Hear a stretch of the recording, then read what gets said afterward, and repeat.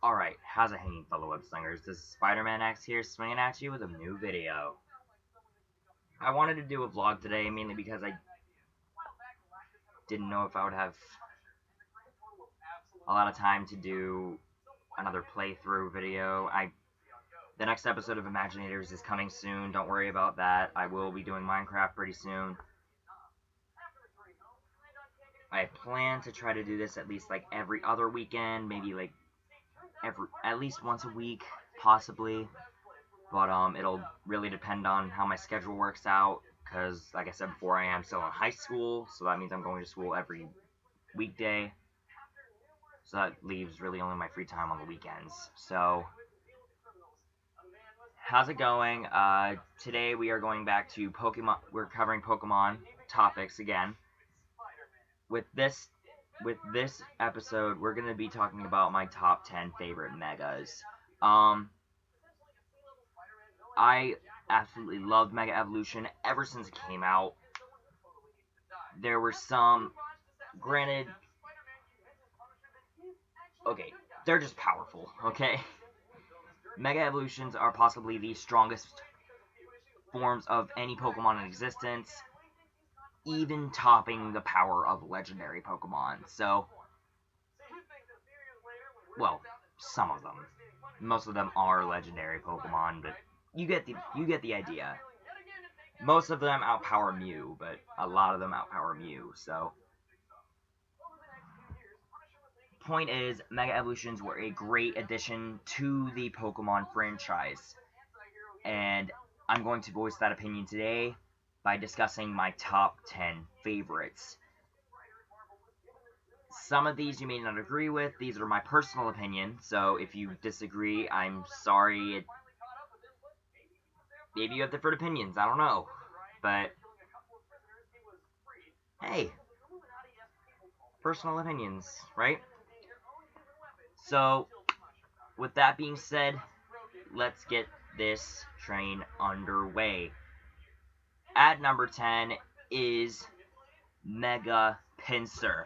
This thing is a beast. It turns from a pure bug to a bug and flying type with the Aerialate ability, meaning any normal type moves it uses, like Double Edge or Horn Attack. Wait, it can't learn Horn Attack. Crap. Anyway, Double Edge, Giga Impact, they all turn to flying type, adding that stab effect. So it gets a plus 50 boost, 50% boost, and then gets the stab, which is another 50%. So basically you're using like a 200% power Hyper Beam, or Giga Impact, which is insane. And on top of that, it gets an even higher attack stat. So, and before I go on, I just want to say if I get any of these stats wrong, let me know in the comments. I don't do much competitive battling, so I would like to learn. So let me know in the comments if I'm getting any of these stat changes wrong, or if there's any advice you want to give me on competitive battling, like who to use, who is the best to use, like the best team, stuff like that. Anyway, moving on to number 9, we have Mega Pidgeot. This is kind of an overpowered Mega, but at the same time, it's not. Mega Pidgeot retains its normal flying typing, but it gets an insane boost to, I believe it's special attack and speed, and gains the ability No Guard, which I believe is was the signature ability of the Machop line, which the effect of the No Guard ability is that it prevents whatever move it uses, whether it be Fly or something like that, Hurricane, anything with even the lowest accuracy will always hit. But at the same time, anything used against it will always land. So let's say you have a Mega Pidgeot, you use Fly. Even then, there will be a Pokemon that can hit it with any move. Like, Except for Ghost and Ground, of course, because it's immune. But even if you try to hit it with Thunder Punch while it's in the air, it'll still land. Makes sense? So, it is a very good Pokemon. It's very fast. I have a Mega Pidgeot that I use myself that I have in my Alpha Sapphire game that I nicknamed Eagle. And it is a very useful Pokemon. It is very, very useful Mega. Pidgeot already is a great Pokemon, and that Mega Evolution just adds on, which is great. So, yeah. Moving on to I'm stupid. Number 8, we have Mega Houndoom. This literally looks like a hellhound. This thing looks amazing. It gets more bone armor, and it just looks sleek. It just looks really good. It stays a dark fire type, but it gains the solar power ability, which, while that makes it really, it is much stronger, but solar power is not the best ability. Solar power, what it does is, if you're in sunny weather, like if you were under the conditions of sunny day or desolate land, the Pokemon's special attack is drastically increased during the duration of the sunlight. However, at the end of each turn, it loses 1/8 of its HP. And with this Mega form, he gains a drastic special attack boost, which is perfect for the solar power. But at the same time, the solar power is a bit of a disadvantage because it can't really hold itself in the long haul. Because if you keep the sun going, it's going to end up eventually fainting itself, and you don't want that. You want to try to lose as little Pokemon as possible. So, while he is fast enough to KO most of the competition, he could still lose a lot of health to get to that point. So, yeah, he's good, but he could have a much better ability. Alright, moving on to number 7, we have Mega Audino. Just kidding. It is actually Mega Glalie. This thing... Hey, gotcha again. Mega Charizard Y. This guy... There's no words. It stays as a Fire-Flying type, but it gains the Drought ability, which, as mentioned before, it has a Sunny Day effect, which, when it enters battle or it Mega Evolves, it summons the sunlight, boosting Charizard's Fire-type moves, like Flamethrower, Fire Blast, etc. And it gains a drastic special attack boost. And it actually gets a little... No, wait, I think its speed stays the same. Again, let me know if I'm getting any of these wrong. So, this guy is also a really good battler. He's a great Mega for Charizard, and while I favor Mega Charizard X, I've used Charizard Y in battle in Alpha Sapphire, and he is an extremely useful, he's an extremely good Pokemon. Extremely good, especially in the sunlight, which allows you to equip him with moves like Solar Beam. You can get like a free Solar Beam pretty much for every turn for 5 turns, allowing it to cover that water weakness and the rock weakness as well. Rock, which is a critical weakness for Charizard, so that Solar Beam comes in really handy. So it is really good. I do not see anything wrong with it. But as I said before, I do favor Mega Charizard X. Like a lot of other people. But, yeah. So, number 6 is Mega Gengar. This thing is just creepy. I love Gengar, trust me, I do, but the Mega is just... Ugh. It gets the ability that everyone hates Wobbuffet for, the Shadow Tag ability, which prevents the opposing Pokemon from escaping. And it's pretty OP. It gets a boost in special attack and speed, which means a Shadow Ball is going to do a lot of damage. And it even gets, I think, a minor boost in attack. So Shadow Sneak also does quite a good amount of damage. Sludge Bomb, and then you can make use of its great move pool by giving it moves like Thunderbolt and Dazzling Gleam. And I think it could also learn Ice Beam. But at the same time, it retains its own Ghost Poison typing while losing its great Levitate ability, which, I gotta say, really cripples it. Little side note, Gengar in Gen 7,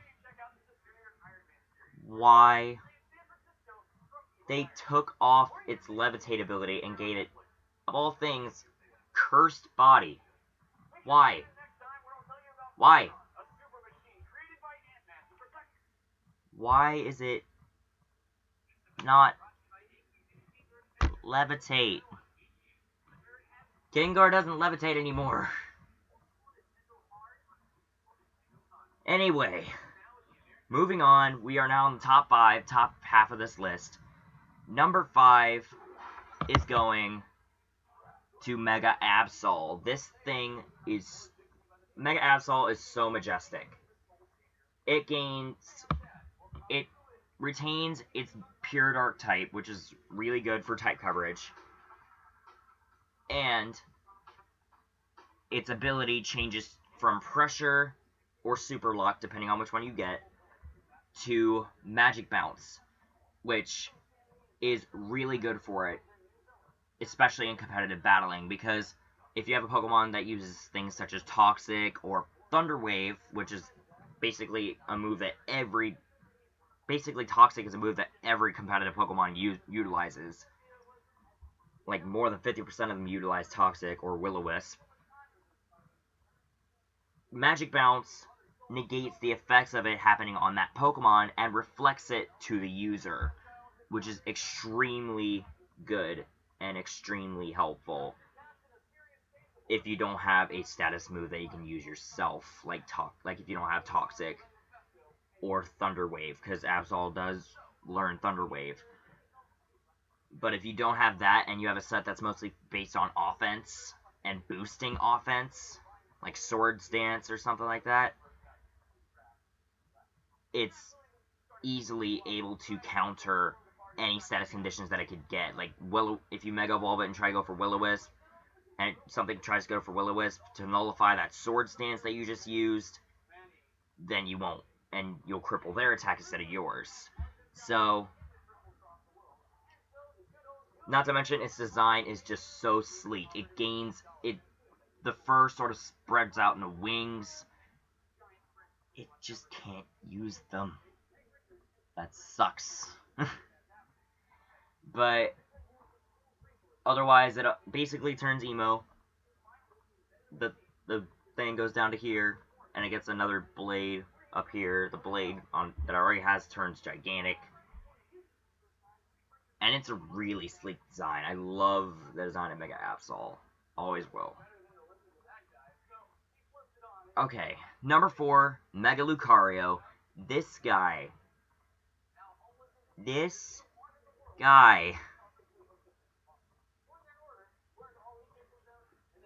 It is incredibly strong. Mega Lucario retains its Fighting Steel typing and gains the ability Adaptability. Yay, rhyme. Sort of. Anyway, Mega Lucario's adaptability powers up moves that it shares a type with, such as Aura Sphere, Flash Cannon, Close Combat, so on and so forth. Any Fighting Steel moves it knows or can learn, they're boosted on top of Stab. So, that is really good and it also gets a boost in both attack stats and I believe speed, which is an incredibly good boost for a Pokemon like Lucario, who is really good in both physical and special attacks, utilizing, again, moves like Close Combat and Aura Sphere. And Bone Rush, which I think is a physical attack as well. So get that thing like an Expert Belt, Muscle Band, Choice Band, Choice Specs, and it will wreck. It will just destroy. It is really good in battle, and I had one that I had in my Pokemon X game that was a key component in defeating the Elite Four and Diantha, because mine knew Poison Jab. So, mine had Poison Jab and Shadow Claw, so... yeah, Lucario is really good on top of an amazing move pool, so... I've actually had Lucario in the past 3 games that I've played besides Sun and Moon. Like, before Sun and Moon, I had Lucario in my past 3 Pokemon games. I got one in Alpha Sapphire from a friend when I was trying to recreate my Pokemon X team in Alpha Sapphire, because I lost X.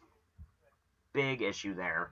And I had one in X in my main story team that I got from Corina, like everyone else did. My first ever Mega that I used.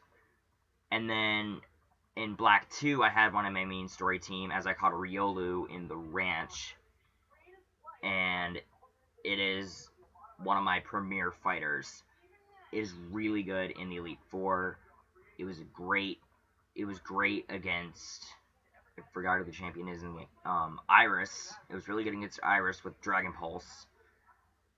And its Mega just makes it even greater. So... okay, top 3. Number 3 is Mega Mewtwo Y. Now, like I said before, I did play X. That Alpha Sapphire gave me the chance to use Mega Mewtwo Y, and it is insanity. This thing is insanely powerful. What happens is Mega Mewtwo Y retains pure Psychic type, but at the same time it gains the ability Insomnia in exchange for Pressure, which, I don't know if that's good or bad. I mean, the ability to not fall asleep is extremely good, because sleep is extremely crippling. So, and it has the highest special attack stat of any Pokemon in existence. Ever. And it gets a great increase in speed as well, making it a very fast sweeper if you can fire off a couple of Calm Minds or Nasty Plots. So, Mega Mewtwo is a great Pokemon. It has an amazing move pool as well. I have one in Alpha Sapphire that knows Aura Sphere, Energy Ball, and I actually gave it Dive, which is actually really weird. Why would it be able to learn Dive? That's weird. So, it does have a really good move pool. It can also learn Thunderbolt, Flamethrower, Ice Beam, the Elemental Punches. It's insane. Dark Pulse, Shadow Ball. It's a great Pokemon, and I highly recommend using it, whether it's in your in-game team or a competitive team. Number 2 is Mega Sceptile. This guy, I was first drawn to this guy. I was first drawn to Sceptile in general when I first started playing Pokemon Ruby. And I chose Trico as my starter, and Sceptile was a awesome Pokemon to use. It is a really good battler, really fast, which is what I like. My battle strategy involves speed and offense a lot of the time. So, Mega Sceptile changes from a pure grass type to a grass and dragon type, and gains the ability Lightning Rod, which actually gives it its first immunity to electric. at the same time raising its special attack, which is its most prominent. So that is a great ability to give it. And at the same time, it does get a boost in special attack and even more speed, which is insane. However, it's pretty weak. It's not tough. Its defenses are not, they're not to be scoffed at, but they're also nothing to marvel at either. Not to mention it has two new weaknesses when it already has 5. So that makes it have 7 total weaknesses, with a 4 times against ice, which could easily one-hit KO it. And it may have speed, but if it can't one-shot everything, then it's kind of in trouble. So, at the same time, it can cover its weaknesses pretty well, being that it can cover its fire weakness with Rock Slide, I think, Earthquake, or Bulldoze. It can cover its bug weakness with Aerial Ace or X-Scissor. No, not X-Scissor. Aerial Ace or Rock Slide again, like I said before. It can cover its Dragon weakness with its own Dragon moves, because it can learn Dragon Pulse, Dragon Claw, everything else. It can cover. I don't think it can cover Fairy all that well, though. I think it can learn Metal Claw, but I'm not sure. Do not quote me on that. It can cover Poison with Earthquake. And I can cover Flying with Rock Tomb. So, otherwise, it is a really good Pokemon. It's really fast, really offensive on the special side. So, that makes it an extremely skilled Pokemon. So, that works out well for it. Okay, here it is, number 1, my all-time favorite Mega Evolution. And I actually brought this one up earlier, so if you're wondering where it is, that's because it's right here. It's Mega Charizard X. This was the first... While Lucario was the first Mega I used in X and Y, Charizard X was the second, and I loved using it in X and Y. My Pokemon X, Charizard, was my premier Mega. I used him all the time. It changes from a Fire Flying type to its now iconic Fire Dragon, and gains the new ability Tough Claws, which makes it an insane physical attacker. It makes any physical move gain a 33% power boost. And if you get Stab off that, that's a plus 85% Fire Punch or Dragon Claw. Meaning its power is nearly doubled on top of whatever it has. Because let's say you have a Fire Punch with like an 80 power. You get that plus 85%. So you get near a full other 80 on top of that. Which is amazing. It's great. And I love this guy. I love the black and blue color scheme, as you can tell from this. I know this is gray and blue, but I mean, even my thumbnail is like the blue and black Spider-Man, so I find those my signature colors, and especially the flame, I call them like reverse tusks. The flames coming out of the sides of the mouth, it's awesome, and the spikes on its shoulders make it look super tough. On top of that, it gets a physical attack boost to match its special attack, and it even buffs some of its defenses, which is amazing.